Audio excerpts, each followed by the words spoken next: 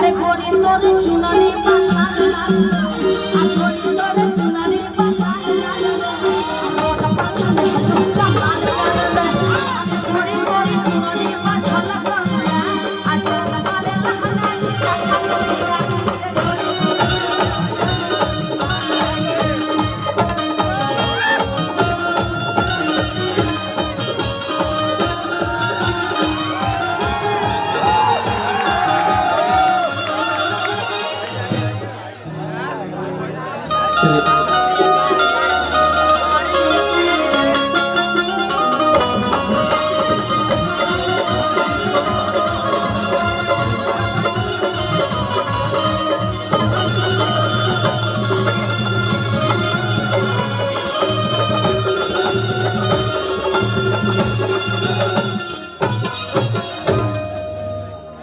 जी के लिए एक बार ताली बजनी चाहिए। मैंने कहा कि भोजपुरी में आज जितने भी हिट मेल सिंगर हैं अगर हैं तो उसमें सबसे बड़ा योगदान आपका है, आपके चलते हैं।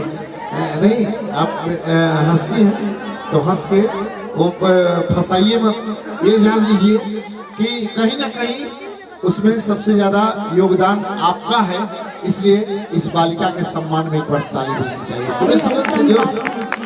ये बात बा अरे रवा मुजफ्फरपुर वाला छपरा वाला बोली बोली ना रॉक और इतना बढ़िया लगता है ना, इतना बढ़िया लगता है ना, बढ़िया लगता है ना। तो दोनों हाथ पहले ऊपर उठाइए सारे लोग। और जो एक सूचना है, एक कमेटी का सूचना है कि जिनकी उम्र 60 से ज्यादा हो गई है वो चले जाए,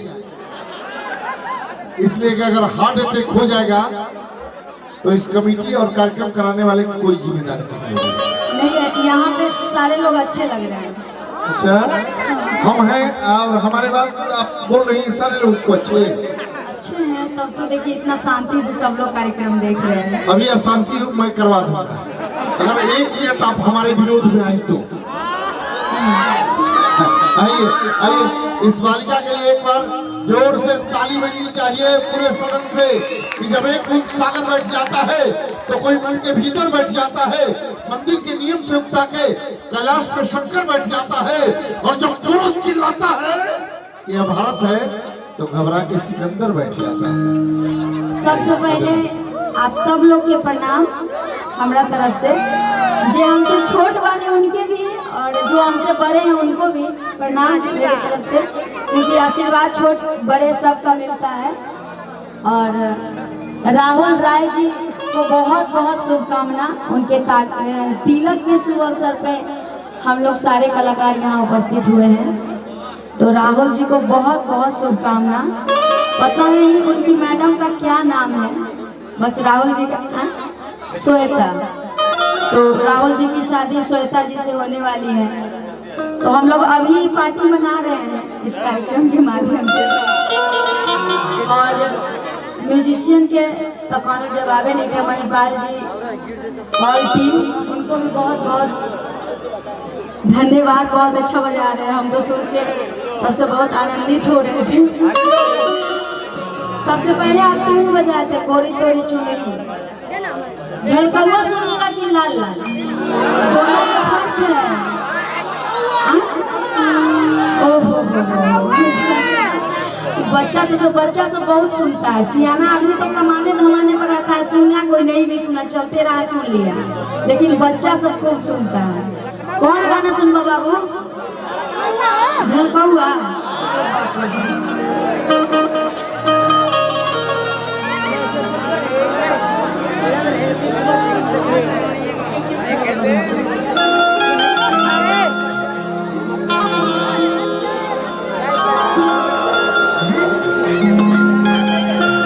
आइए झलकवा ही आप सबको सुनाते हैं, शांति से खाली सुनिएगा, नहीं तो हमको डर लगता है, समझ जाइए।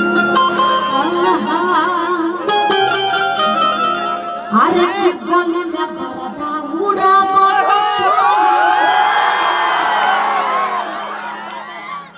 बच्चा सब थोड़ा कम चिल्लाया है, चिल्ला लो।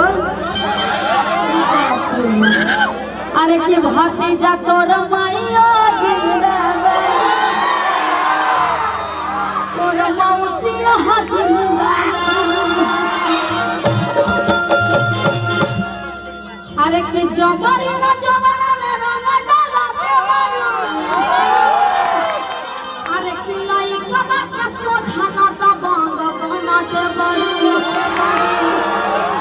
आइए चल को हुआ काम लगा दे बोले चल को बात अरे की गली में करता उरा बात चली मचला लइकन में भला बानी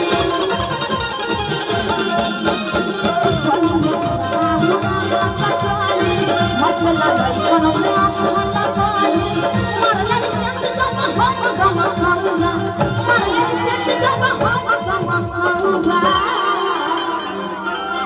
लइकवा कहता लड़का का नाम नहीं लेंगे क्योंकि दो दो लड़का था अरे की गोरी तोरी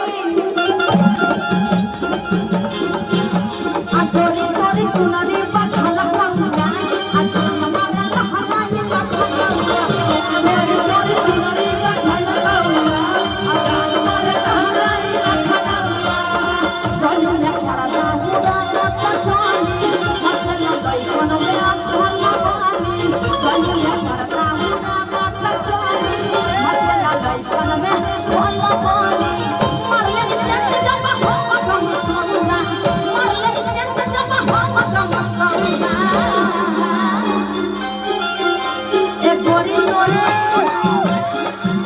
ए गोरी तोरी चुनरी बछल खाऊंगा अचान मारे लहराई लखनऊंगा ए गोरी तोरी चुनरी बछल खाऊंगा अचान मारे लहराई लखनऊंगा गोरी तोरी चुनरी बछल खाऊंगा अचान मारे लहराई लखनऊंगा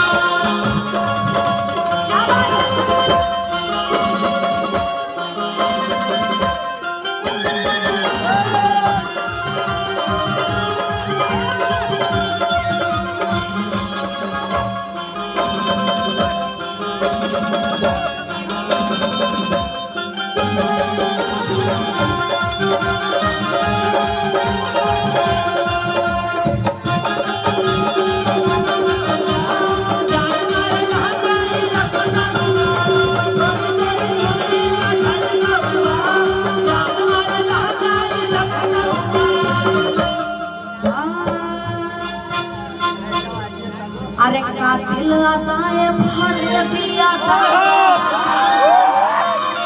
आ एही के बाबू दुनिया फेदावा अरे बाप रे अरे कातिल आता है भर दिया था आ एही के बाबू दुनिया फेदावा